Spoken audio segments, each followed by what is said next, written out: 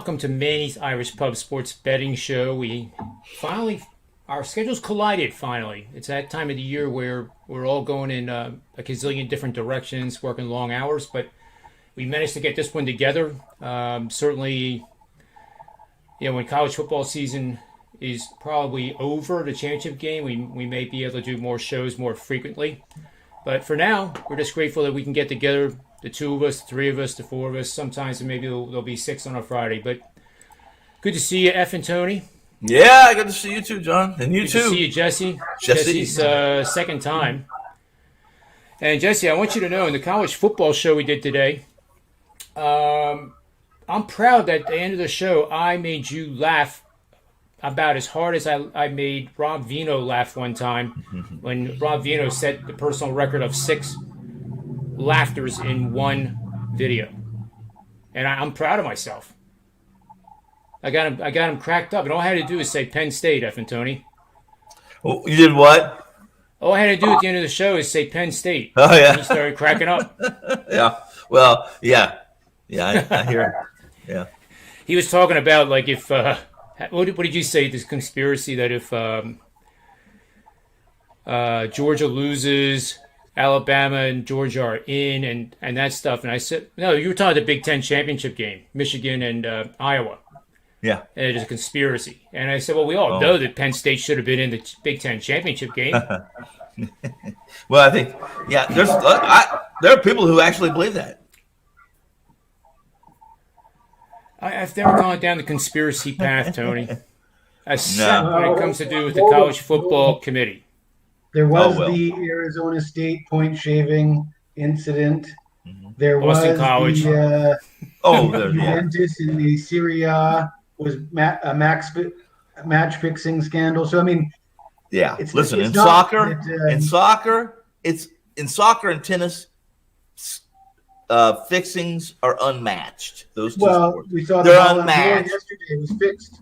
It's absolutely rigged, and nobody's even denying it. I mean, they gave the most valuable player to Lionel Messi, who's the top 10 right now. 80 years old, I think. That's still younger than 150-year-old Pele. It would be like giving Ben Roethlisberger the MVP. There's a few strip clubs that would give Ben the MVP award. Still, that's another conversation, another topic. Quite a few. Well, I think it's pretty amazing that the coaching carousel has already begun. Brian Kelly being one of the big names, and then LSU. So Brian Kelly, I guess his legacy will be that he's the greatest winningest coach in the history of Notre Dame, which is pretty cool, but he never won the big one. Who? All the coaches on that all-time list won multiple national championships. Yeah. Oh. What did I say? I didn't hear you. I wouldn't. I apologize. No. I kind of zoned out on that. I don't know. It would be.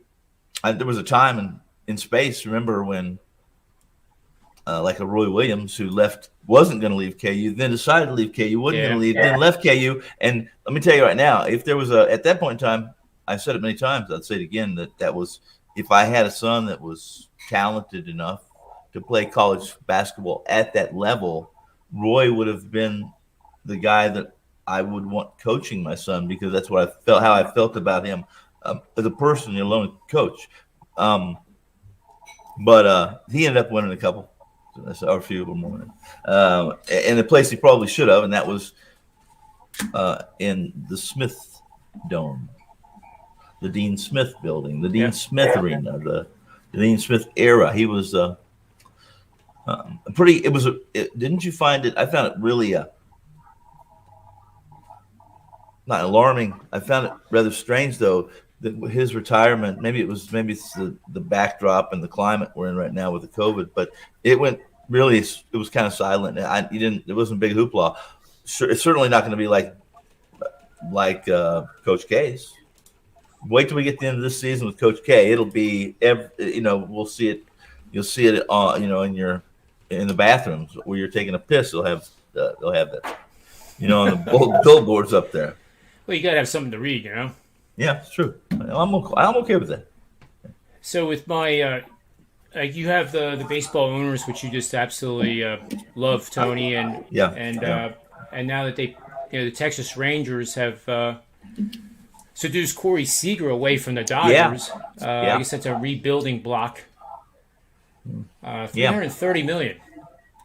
It seems it just like, won't stop. It won't stop. Thought half a billion for Mahomes was absurd, right? That's going to disappear in the next year, guys. The owners would not pay it if they weren't making it. No, they would, and then they would just raise the prices for us. Are you kidding me? Oh, it's true too. Yeah. But, merchandise would go up even higher. You're right. Yeah. Oh, a hot dog, $20, $100 a wheel to park, which would be $400 because it's pretty high right now, guys. I don't know the last time you went to a game, but $100 to park. $100 to park. It's $100. You know how many games as a kid? How many baseball games I saw for $100? That included the beer I drank and the hot dogs I ate and the gasoline to get there and back. It was a lot.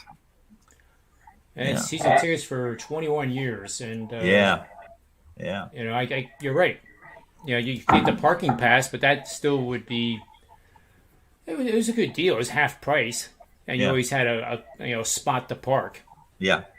But nowadays, I mean, it's crazy, especially the NBA. 2014, I got the season tickets for the Sixers just because they were bad, and I got row 7 center court, and we got to see all the other great players. My season tickets in the NFL were when a team I had it for a team that was not very good at the time, and I had about 10 rows up, lower level. Now I was all the way down like the 20-yard line, but still, they were outstanding seats. Yeah, man. I mean, 20-yard line's great. Yeah, that's the red. They weren't very good. Yeah. So, the college football committee. I've been saying on the college football show, and Jesse, to my he'll back me on this, that I have been saying it, is that it's worthless, and they really shouldn't even do a ranking until now, or maybe even Sunday or Monday when everything is done. I'm gonna interrupt you. They do that. They wouldn't do that if ESPN hadn't sold them on the idea to do this, so they can have the show and sell commercial time. That's all. That's what that's all about. You're probably right, but there's no like forethought. No, not forethought. There's no like predictive value to it, because on the first one it was Georgia, Alabama. Well, they can't end up 1-2 if they collide in the championship game. So, I mean, it was kind of ridiculous to even look at it. It wasn't even a handicapping tool. It might have been an anti-contrarian handicapping tool. But I do think tonight, and I'm not going to be controversial here, I think it's obviously Georgia. And I'll talk about Georgia in a second. But Georgia, I think Michigan's going to get number 2. I have a feeling that Cincinnati's going to leapfrog over Alabama, even though Alabama barely won in overtime. And what a comeback that was. 99-yard drive with, 150 to go in the game? Well, it's I mean, how do you view that if you're a committee member? Well, there's 100 different ways to view that. You made the drive, and that speaks to what you're capable of doing, out without question. But to put yourself in that situation, Saban said it. You heard it. Did you listen to his presser, that post-game presser? It was all about, listen, we're gonna get the best shot. Everybody's guys gotta stop with this crap. We get their best shot. And everyone, he's right about this. He didn't say it, but he said it. And that was, everyone wants to see us lose, except Alabama fans and those who have money on us to win. They all want to see us lose. And it's true. It's the Yankees. Unless you're a Yankee fan, nobody wants to see the Yankees win. Right? Yeah, that's so true. Yeah. Well, really, Georgia's the only team that steamrolled the opposition. You can't really punish Alabama for almost losing when Michigan's had a couple tight games. Yeah. Cincinnati had that game against Tulsa that went right down to the wire.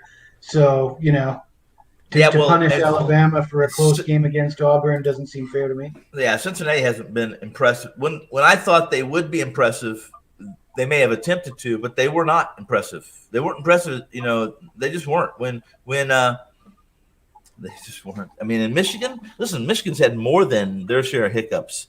There's some games where, and again, the Big Ten. We were talking about that, John and Jesse. We were talking about there's conference power rankings, and whether anyone out there believes that those aren't presented to the committee, they are. It depends on whose power rankings they are and how many are presented to them. But for the most part, that's still an old school. That is still a bunch of guys who exchange big checks. And if people don't believe that the Big Ten or the Southeast Conference, the powers that are in the NCAA, just in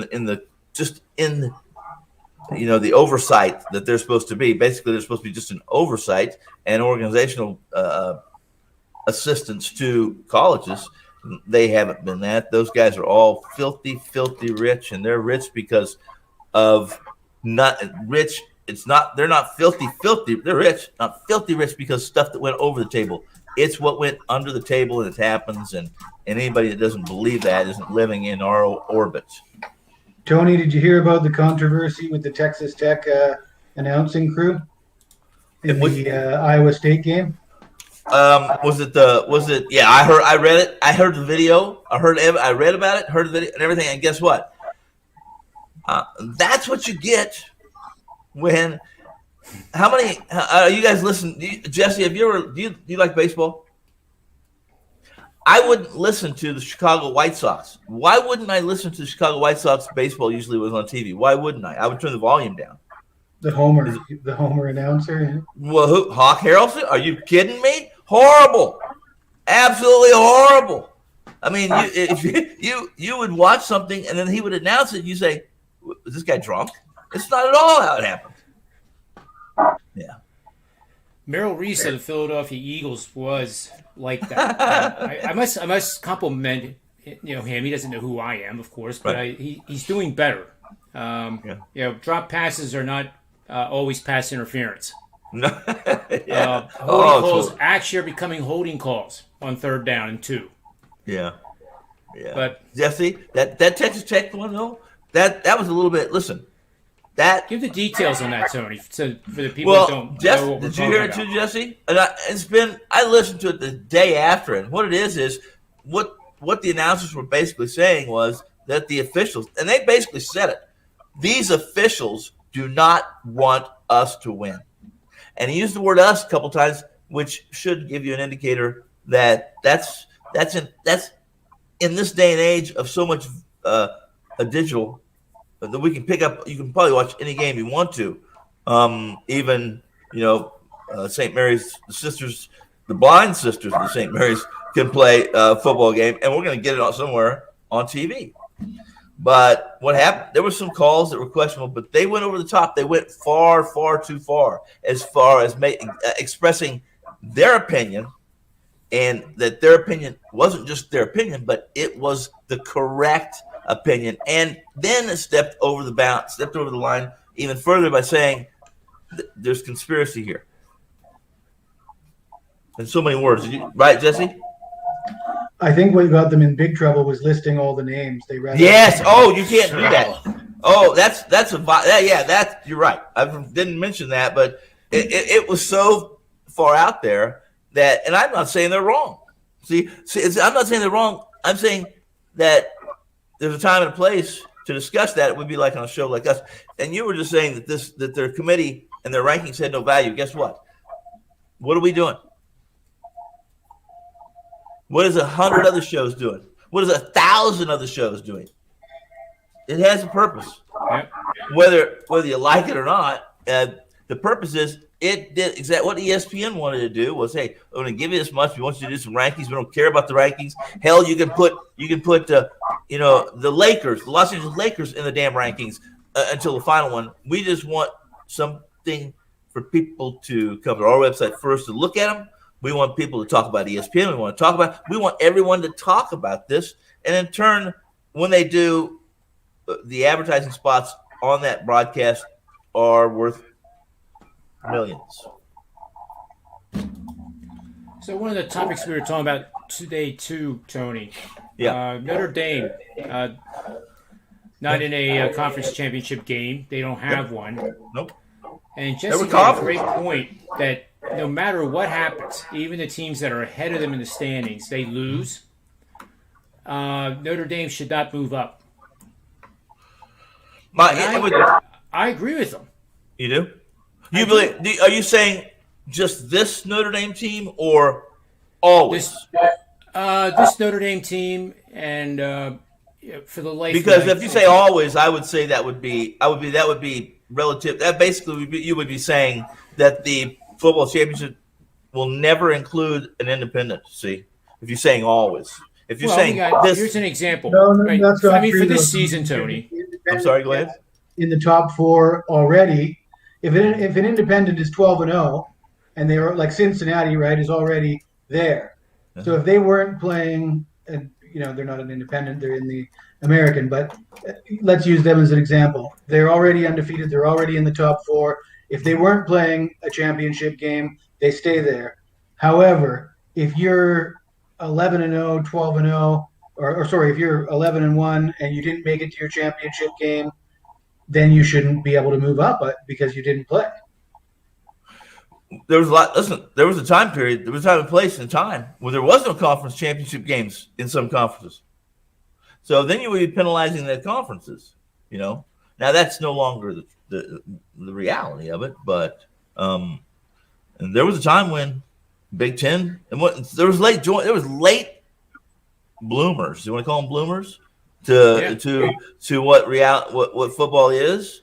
The Big Ten, in my opinion, still is a decade behind. A lot of the schemes, a lot of the coaches, a lot of what they do. It's really difficult to get Michigan. What Michigan's done, pretty amazing in truth. Because I find this team until last week, I found them pretty one-dimensional. If I was a coach that was playing Michigan, I would have had the box loaded with 10 with one high set and said, "Listen, beat me through the air until you beat me.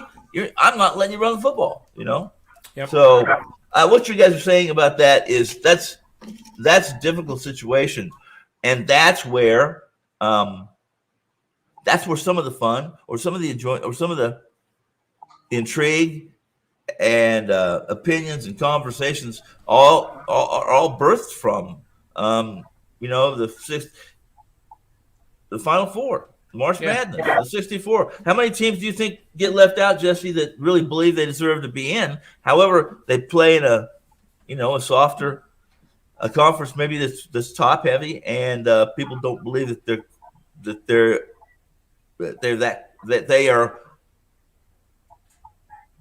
magic or Final Four quality, Final Four worthy, should I say? Cincinnati beat Notre Dame in Notre Dame. Yes. Yeah. Michigan is probably going to jump up to 2. Michigan plays Iowa. They win, they're in, right? Yeah. Georgia is in no matter what. I'm going to give you. Can I give you a really good way to assess how the public and how everyone feels about Michigan being number 2? Let me ask you something, both of you guys. And you don't have much time to think about it. You got to answer it because my phone just rang. So here it is. The bat phone rang. So here's the question: how do you feel about laying double digits to Iowa with Michigan as they've been? Even if I could say save last week and throw that one out, how do you feel about laying 11 points? I'd prefer to lay 11 points with Alabama. Well, you just answered my question. You see, you just answered my question. So here's the deal. Michigan at number 2. All right, at number 2. I'm just saying, I like Michigan. I'm happy for Harbaugh. I really am happy for that guy. I sincerely am happy. Here, however, I don't trust this Michigan team. How about you guys? There you go. We talked about. I broke down that game today on the show. Right. And Jesse, I think you said I did a really excellent job with it. I think I heard you say that.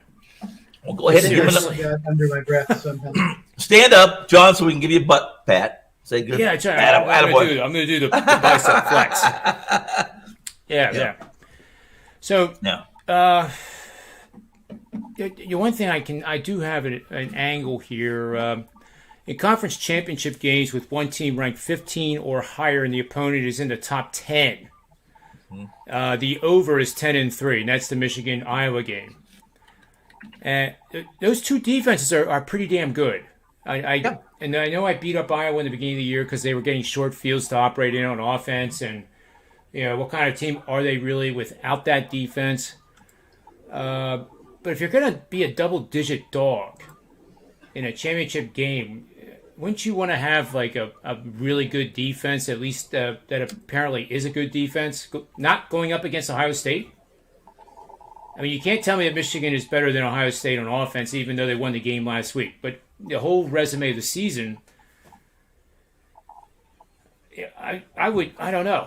I don't know where to put that Michigan offense because McNamara is above average. He's adequate. He gets the job done. They've had situations where they had the horseshoe in the right place. Yeah. And that's what happens with teams that win. The things go your way, or you make them go your way. You Create your own get luck. the calls.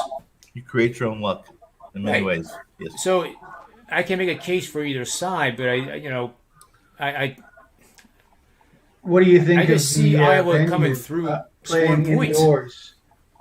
I mean, that doesn't favor Michigan at all, does it? No, Say it again. I'm sorry. Say it again. playing indoors. The Big Ten championship game No, indoors. absolutely not. Well, no. Well, who would want to? And That would be cool. It's a fast track. Yeah. No. So- It doesn't. It doesn't favor. Here's what it favors. It favors a team. A fast track indoors would favor a team that's a. Let's say you're a primarily a run and shoot or a pass heavy team. If Michigan had 3 quality rush ends on a fast track, that changes the scope and changes everything, the dynamics, everything. However, that's really not what Michigan is or does, and this is Iowa's certainly not the team that's going to have that quarterback holding the ball for 5 seconds and expecting positive results. It's not going to happen. Bad things are going to happen. Bad things are happening. If Iowa's got the quarterback in the pocket holding that 5 count, nothing good can happen. He can't throw the ball that far or that accurate. And nothing good can happen. This is going to be ugly. It's going to be I shouldn't say ugly. It's going to be a nasty, dirty, how many people can survive the bottom of those piles without getting personal fouls or threatening to kill somebody's mother? Because it's going to be dirty and nasty. It really is. Iowa's basketball team's pretty damn good. Yeah. That was a big win last night against Virginia, and they held on. Personal, flagrant fouls. That big center for Virginia scores, and then he lowers his shoulder and knocks the Iowa center to the floor. Yeah. And nothing was called. You want to see a game? And then they showed it in replay. Yeah. Well, I guess you know where my money was last night. Yeah. I have a feeling I know. Certainly wasn't on Virginia. I bring that up because Purdue, I'm actually on Purdue tonight against Florida State. Florida State's depleted. Their starting guard, unfortunately, his brother passed away of leukemia. Yeah. He didn't make the trip, and then one other starter, the starting center, is not making it either, and the backup center is injured. So they're, up against the muscle and the physicality of that Purdue team, who also is very quick with those 2 point guards. I call them 2 point guards because that's how they are. If you look at their stats, they're almost mirror images of each other. Well, I'll tell you in right terms now. of points, assists, rebounds. Who did they? I watched the game they played recently. They were down by 10 or 15 early, and they came back and were able. Was it Villanova? Maybe it was. Who was it they played? I actually don't know. I'll look. I'm looking it up right now. But go ahead. I'll say this. You see, Purdue Painter is still Painter. Yep. And they need big guy. He needs big, physical guys in the paint to be successful. And it appears that he's got a 7'4" guy, right, Zach Amy. right. Yeah. So it's interesting. I say that it's interesting for certain. Michigan. That'll be fun to watch Friday night. Michigan's proved to be. They have some work still to do. They really do. They have some work to do to polish up those rotations too. So it's silly of us. It's November, right. And we're worrying about things change by February, March. We can look back at what we said about teams. We're going to say, what were we talking about? You have to get to your show. I don't want to get you put in the penalty box. I'm all right. Yeah, well, at my age, penalty box doesn't scare me much. It'll take a lot more now. When you leave, I'll segue into NHL then with the guy from Vancouver. Go. I say segue into what Tiger Woods had to say today. I see you guys.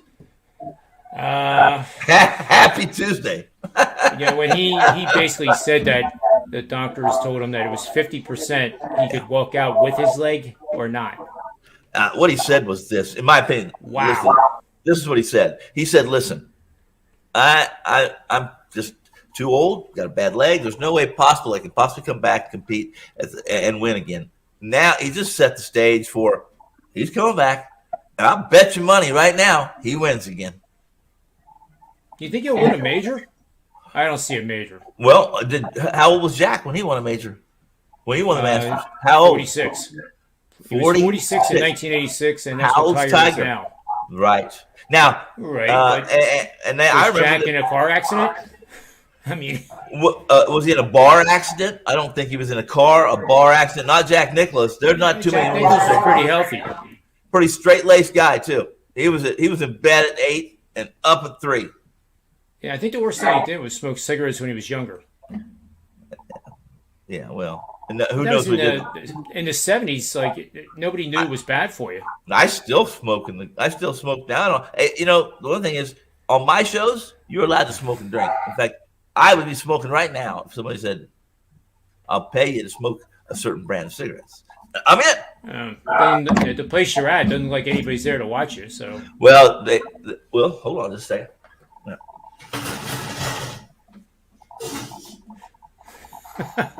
Now it sounds like you're in the kitchen. There it is. There's that little schnauzer that he's a puppy, and he is a maniac. A complete. I mean, he thinks he's 100 pounds. You and I, the three of us, if we stepped on him with malice, it would be over. So there you go. That's the latest. That one we rescued, or we got about 2 months ago, and I'm trying to find a place for. I might have to go buy some more property or something. If you're a pet of the Fenn family right now, it's not a good thing. He got swooped down by a hawk. Weren't you in that show? What I was doing, telling you about the hawk? Yeah, yep. It was funny. I got time. I gotta go. That's guys, serious good hell. to see you. Yeah. It's good to see you guys. All right, see you, F and Tony. Thanks, man. We'll try to do it again later this week, okay? You got it, man. Good luck tonight, guys. Bye. You too. So I don't think we dove deep enough into this college football playoff. Let's finish off with that. Okay.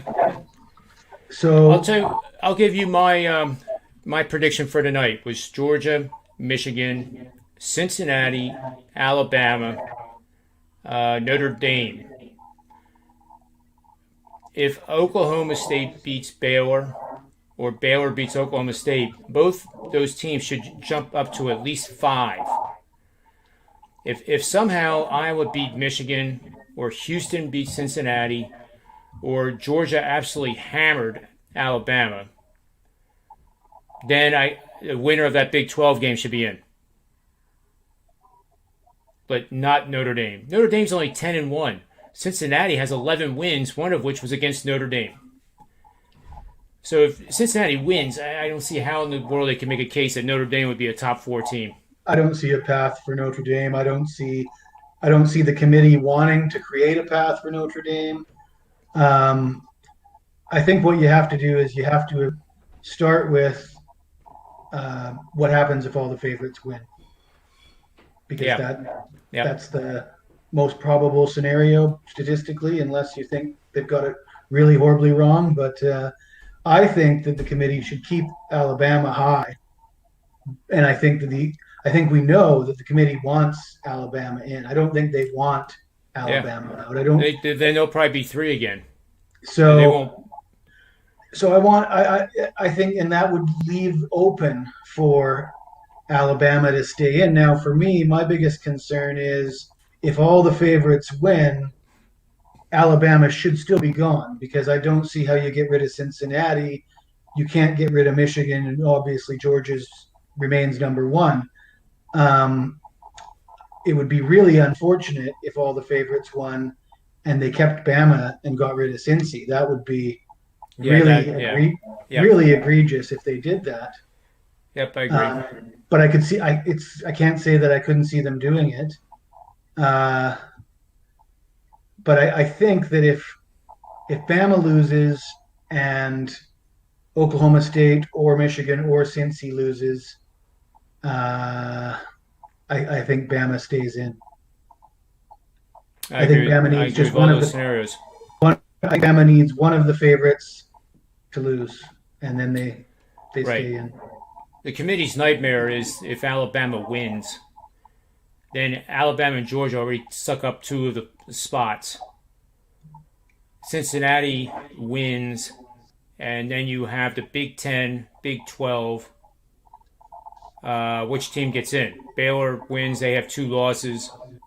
Obviously, if Michigan loses, they're not in. And then I definitely see Oklahoma State in there. So then you'd have Georgia, Ohio State, Alabama, who's the SEC champ, and Oklahoma State. If Bama wins. That's assuming Bama wins and Iowa knocks off Michigan. Or perhaps maybe it's just a close game and Michigan wins in the final field goal.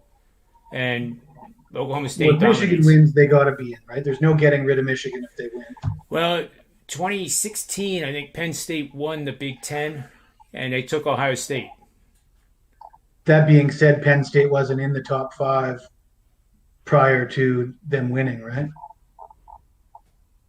They didn't move down after they won.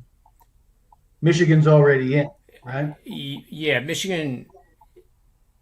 Well, I mean, Michigan wins. They're 5 right now. They're going to be at least 2 or 3 tonight. So if they win, they're in. Yeah, but you're right. Penn State wasn't, but Ohio State wasn't ranked higher than Penn State at that championship game either. I think they were 5-6 or 4-5, I guess. Well, I'll have to look that up, because that is an example where a conference champ was not selected and the team that they had beaten in the regular season was. And unfortunately, Ohio State went on to win the championship that year, right? That's true. So justifying the committee looks like geniuses. Yeah. So I guess I think the worst case scenario is for Cincinnati to win and get eliminated by a 2-loss Bama. That would be pretty tragic if that happened. How about Ohio State, who's not playing? I don't think there's any path for Ohio State. Well, I just was thinking of one, actually. Maybe it's not. Michigan loses. Iowa's certainly not going to get in because they beat them. So both those are out. Let's say Baylor wins, and they're the 2-loss team. I'd take a 2-loss Ohio State over a 2-loss Baylor. But Ohio State only has well, that's right, they have the 2 losses. Alabama has 1 loss. So then you'd have Iowa's the Big Ten champ, Michigan and Ohio State both 10-2. So I guess you had to take Michigan because they beat Ohio State. I mean, Michigan lost to Michigan State. Michigan State got creamed by Ohio State. Well, we're still presuming that it's going to be Cincinnati, Bama, Georgia, and then Oklahoma State. So Oklahoma State would have to lose to Baylor, and Michigan lose Right. to Iowa. Yeah, who takes that spot then? That becomes quite interesting. Yeah, that's the. I mean, you can even make a case for a 10-1 Oklahoma, who's sitting at number 10 right now. That would be similar to what happened with. That would be the reverse of what Yep. happened with Ohio State. And Yeah, I don't think that would anybody from the be Pac-12 is going to make it, no matter what they do. the real wild card. That would. Yep, that is the one. Yeah, that's cool though. And that's why we're going to enjoy the weekend. I mean, Saturday's awesome, start to finish. These are the games that, we look forward to. But I do like the game tonight in basketball. I'm East Coast, you're West Coast, so I'll probably not see the ending of it. But we do have the Nets and the Knicks tonight, and I think that's going to be a bit physical. I have no reason to bring that up, but other than the Knicks are starting to play the defense that they had last year, and the Nets have shown some physicality from time to time, more so than last year, especially without Kyrie Irving, and I think that's going to be a fun game to watch. I think even though it's the early part of the season, it's like a mini statement game. Like if you come out of that one with a win, people notice. But the thing you notice in the NBA is that Phoenix has won 18 in a row, and that's pretty damn good. I guess the other big game is Phoenix Golden State. Yeah. Yep. Yep. And that probably is the marquee game, other than the one on the East Coast here. But yeah, when was the last time you saw Golden State favored by only 2.5 at home? I played against the Suns with the Knicks. And the Knicks were getting, I think, 2.5 or 3, and I was dead wrong. Phoenix won by a gazillion. And then the very next night, they beat the Nets. Back-to-back road nights at the end of a road trip. When they're supposed to be tired, it certainly didn't look like it. Did you look into the injury situation for the Knicks? I noticed they got a few players with questionable designations.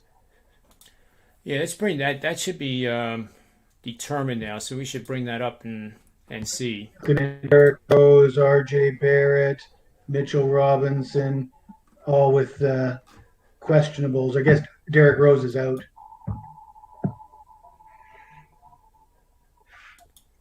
Let's see what see if there's been any line movement since 5:30. That's usually when you get the first wave of players that are going to play or not play. That's not always accurate either. As we saw in COVID last year, it was a lot of times a guy was listed as out, and all of a sudden he's in the starting lineup right at game time. But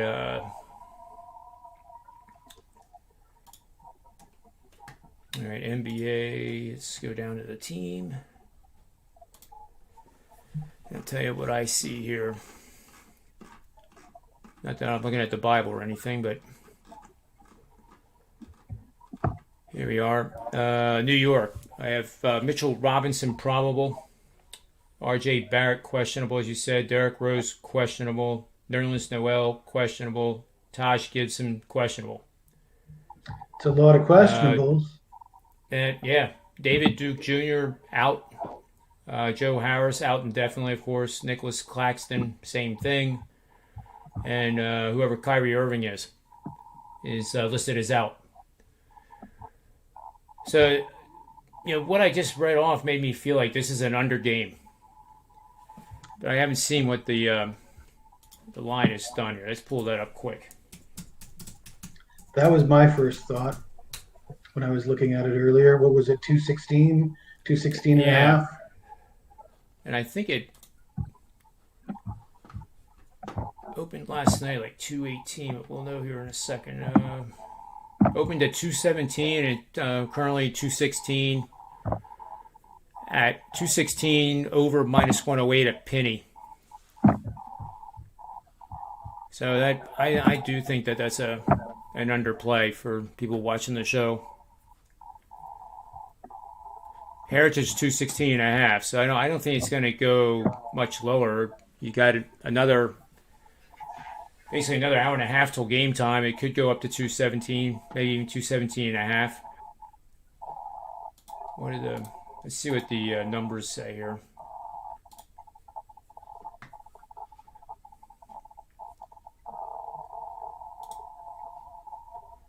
Just trying to get the percentages. Well, the under is 67% and 70% of the money. So that, I guess we're on the right side of that one. Interesting enough, 61% of the tickets are on the Knicks, but the line went from 6 to 7.5. Sounds like a Brooklyn and under. But I always remind myself, Jesse, we're talking about these games, like you don't have to bet your whole bet at the beginning of the game. These games are volatile. There's runs, there's flows. At times they'll be scoring, close to 8 points a minute between the two teams, and other times they'll be scoring possibly lower than 4. And if you watch the in-game, and if you've ever done this and you're listening, don't try to bet it tonight, but just watch how much that over-under will move up and down depending on what the flow is. And I found that, especially aside, like if I liked Brooklyn tonight and the Knicks come storming out of the gate and they score 10 in a row, there's usually a timeout after a 10 or 12, 14-point run. Gives you plenty of time to get on the Nets in game. So, you take, give the Nets, or the Knicks, a 10-0 lead before the game starts. What would this line be? It'd be probably about 2.5. Brooklyn being favored still. So, I found that you do like 50% pre-flop and then look to add, but have a plan before the game starts. Don't try to do it based on what you're seeing, because sometimes what you're seeing isn't a money-making thing. No, I think that's a solid wish I had more strategy. time to. I'm sorry. Go ahead. I just like your strategy of splitting the bet between pre-flop and during the game. It seems like a solid play to me.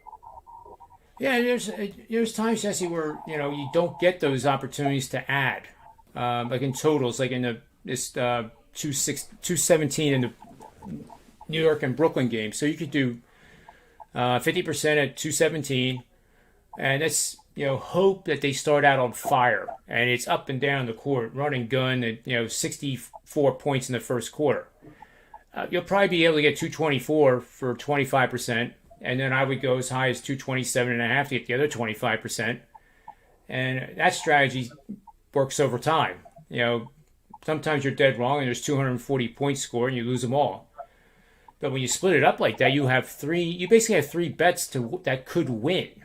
So if you lose the 50% and you get 25% win on the top end at 227.5 and you lose the 224, you're only losing 0.75 units instead of a buck.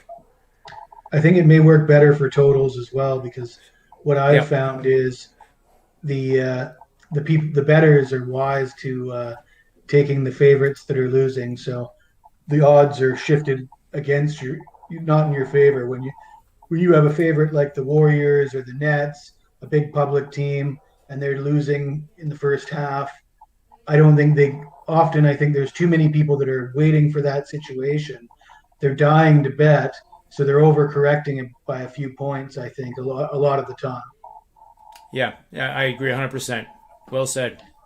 For example, in the NFL, the Kansas City Chiefs, if the Chiefs are down 10 points in the first half of a football game, they barely move it. I mean, you barely get a better deal. It's like nobody believes that the Chiefs are going to lose this game. Maybe perhaps now they do, but at the beginning of this season, when they still had that air of invincibility, the bookmakers were not giving you any value to bet on the Chiefs when they were down by 10 points. Yep. And then there's times where you use your intuition, and when you get older, you get an increasing amount of common sense. Maybe not with the case of Tony Finn, but you do. And there's times when you're watching a game, especially the NFL, like you said, and that your pregame plan is not the thing to do. And, you should go out and, walk the dog or go play golf or something and not force a bet just because you think, well, they're going to come back. Well, there's times that you can see, and I watch the trenches in football. First quarter, I'm watching how much push is being applied by both teams, and that tells me a lot. That's more important than if a running back rips off 9 yards. The running back can get 9 yards, and the offensive line was not doing their job, and that's the mistake that can happen. But you remember a couple years ago when Syracuse beat Clemson? Yeah. Yep. I went the other way on that game. Trevor Lawrence. To what I was just saying, Clemson was losing the game, and still Clemson was a 4-1 favorite to win the game outright. And I'm watching the game. I'm waiting for it. Everybody thinks, it's only a matter of time. Clemson's coming back. Clemson's so much better than Syracuse. They're going to win. And then all of a sudden, it got to be 5 minutes left in the fourth quarter. Syracuse had a 3-point lead, and they want to give me 4-1 odds on Syracuse to win the game. And I'm like, I can't say no to that. I got to get in. Yep. So I hit Syracuse, and it was a miraculous. They just held on. Clemson kept on getting the ball back and failing to score, and cashed that one in. It was one of my bigger wins within in-game betting. Yeah, that's cool. That's a cool story. And it wasn't Trevor Lawrence either. That was the next year or 2 years later. I think it was Bryant was the starter. Yeah. Yep. I can't remember I think the starter was knocked out during the game. That's what happened. That's how the upset came about. That is right. Yep. Whoever started got knocked out, and the backup came in. Yeah.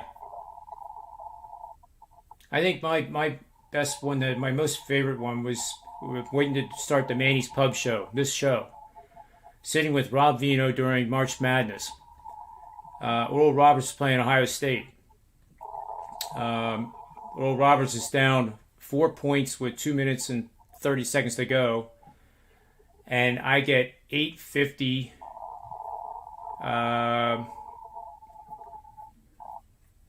850 to 1 on Oral Roberts.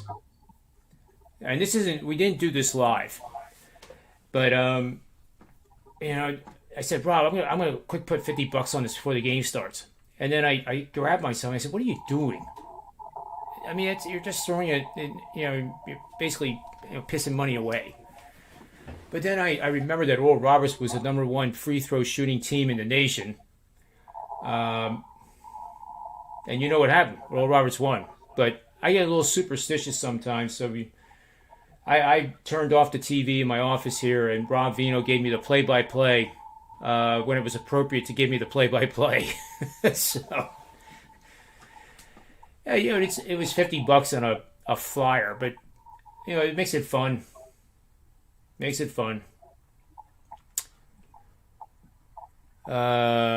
see here. There's one last question here we had from Wyatt Chapman.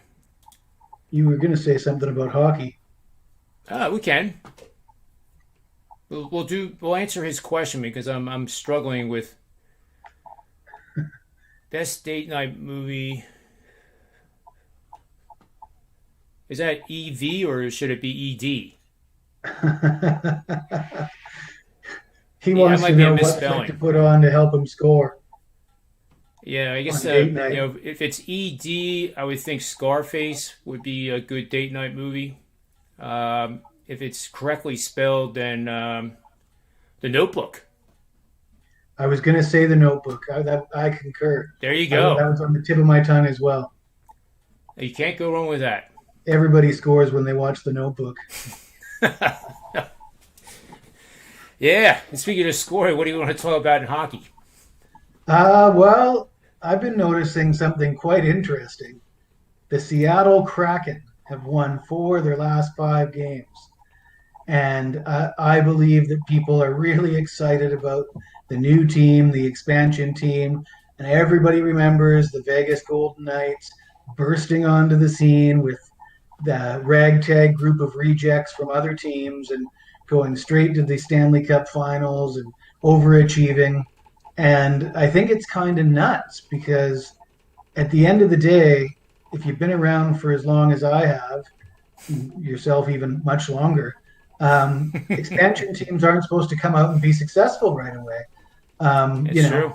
Essentially they've gotten given the players that nobody wanted, uh, and they're doing well if it takes them 2, 3, 4 seasons just to make the playoffs, let alone have a winning record. And that's exactly what we saw with Seattle for their first 10, 15 games of the season, really struggling, bottom of the standings. Now they've won a few in a row, and they've been competitive. They don't look terrible, but the lines on these Kraken games indicate to me that the public loves betting on the Kraken. That's what I'm seeing. Their last game, they played the Buffalo Sabres in Buffalo, and they were a -140 favorite. Buffalo is a 500 team right now, or they were until they lost to the Kraken. Um, I didn't really feel comfortable betting on Buffalo. I had the over the total in that game, which is another trend that's going in a 10-3 to the over in their last 13 games, the Kraken, because they're one of the worst in the league defensively. Yep. But I think it's really worth keeping an eye on getting decent odds to bet against the Kraken based on what I see as I think they're grossly overvalued because the public likes the story, likes the Cinderella story. I do too. So I have secretly have wanted Jacksonville to do better. I mean, it's easy to cheer for the the best teams in the land. The real. I'm not city based fan because of where I live. I do have a gravitation this year towards the Penn State team, as I will admit, and I think they did a real good thing signing him for 10 years. I really do. There's more to football than winning national championships, and if I was a booster, I think everything you read about Franklin, he came from Vanderbilt. That was the last time Vanderbilt even had a winning record team, and it just comes across as being a class act. And the people that hate him is because he loses a game. They have no knowledge why he lost the game, or the knowledge that he's gone past Michigan in recruiting. Michigan had a magical year this year, no question about it. And I think in the SEC, unless you're Georgia or Alabama right now, you have to have some magic come your way to beat them. And the same thing, the Big Ten, it's Ohio State. It's going to be Ohio State next year. We already know what the preview is going to be for the 2022 season. But if I was a coach, Brian Kelly, I wouldn't you go to the Pac-12? I mean, that Pac-12 conference is wide open for a coach like that. I mean, you in a couple of years, you could be the king of the Pac-12 and demand to be in the college football playoff while all these SEC teams. How's Oklahoma, and Texas going to compete in the SEC and be contenders for the national championship? I just don't see it. But they'll be getting more money. They'll be splitting up $8.5 billion. So I guess that was worth it. So where's Eddie O going to go? I guess the Pac-12 would be back to the Pac-12 for him. I mean, I know nothing about being a head coach at college level. I was a head coach in baseball, but I would go if I was the number one guy at a place like Notre Dame or the coach you mentioned. I don't think I'd throw myself in a pool of sharks that are probably equal to me or better. I'd rather go to what try to make the Pac-12 good again. They've obviously regressed and problems off the field, on the field, coaching. I mean, it all seems like I don't mean to state that Pete Carroll was the catalyst that started the whole thing, but I think historically that is kind of like a historical. When he left that team in complete shambles, that was the beginning of the end, I think. but it wasn't done by him alone. Back when we were younger, Jesse, I mean, USC was running back U, and it was, I mean, USC UCLA was like the game. And now it's, let's see, I think I'll put on the notebook instead of watching that game. Literally. Watch reruns of The Bachelor.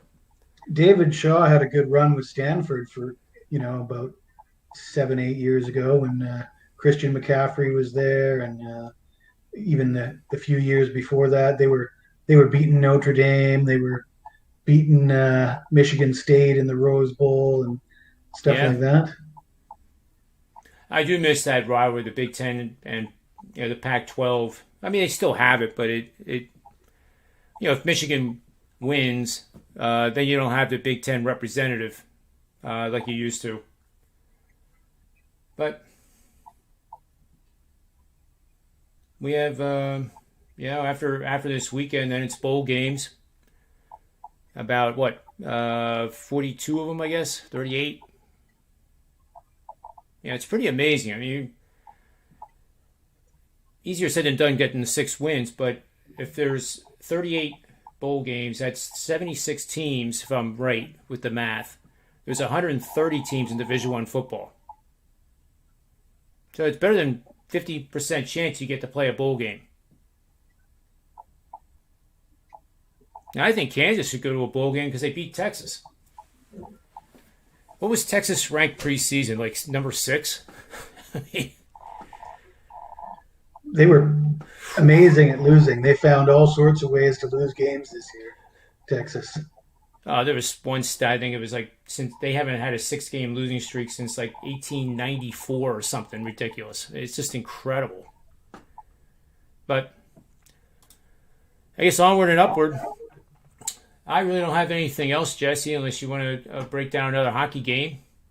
But I like the Seattle one, so you see Seattle like a futures bet on them to make the playoffs? No, I think the money is betting against Seattle. I think the public likes betting on Seattle so much that they've won 4 of their last 5 games, but they're still just a point out of last place in their division. They're an expansion team. They're not supposed to be winning right now. They have no business being a road favorite against a 500 hockey team, which they were in their last game. They were a -140 road favorite against a 500 hockey team. That gives you an idea of how overrated they've become. And I believe that it's because the public saw the success that the Golden Knights had, and they envisioned Seattle replicating that success. Now, the Golden Knights got given a Vezina caliber goaltender who had previously won several Stanley Cups, right? In Marc-Andre Fleury. The Seattle Kraken don't have that, and it's just a real different situation for the Kraken than it was for the Knights. And as much as they've won 4 of their last 5, they're competitive. You see them as a road favorite against a 500 hockey team, I'm telling you, bet against them. I got you. I thought you were doing the fade short term and that they would learn along the way quicker than other expansion teams. So I misunderstood that.